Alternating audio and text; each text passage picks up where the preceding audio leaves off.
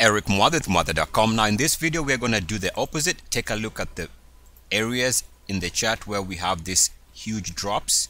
We can see two periods in 07 to about 09, and since the highs here of 2015 the stock has seen a drop. So let's take a look at the same minimum requirements to see whether we can use them in reverse. In other words, to use the same minimum requirements as the previous video to see whether we can time stocks before they go on a major plunge.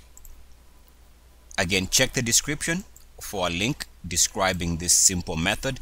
So let's go to it, and we're gonna go and take a look at what the stock was doing in 2007 before the drop. And of course we are talking about this substantial drop here. Price from the highs of 1750, let's call it about 2000, close to 2000 in 2007, to the lows here of about 750 by early 2009. That's a huge drop. All right, let's take a look at where the RSI gave us a major sell signal. We go here, we draw a line right there, and so we are talking about this period here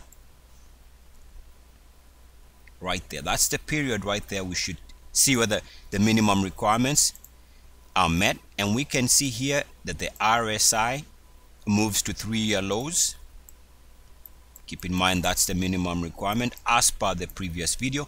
RSI also moves to all-time lows. That's a big deal. And of course this is corresponding with this drop on a month-to-month basis in late 2007.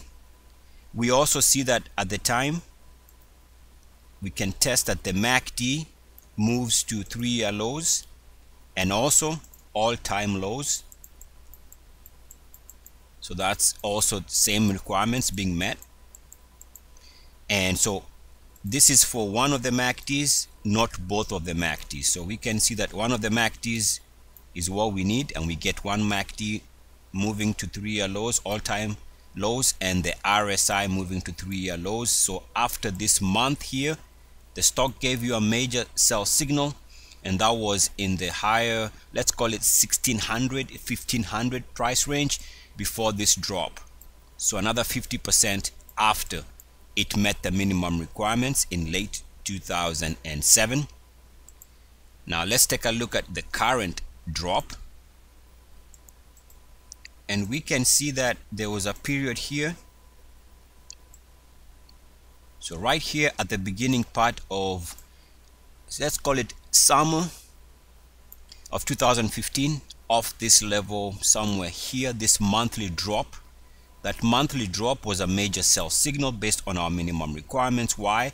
Because the RSI moves to, yet again, 3-year lows, which is our minimum requirement.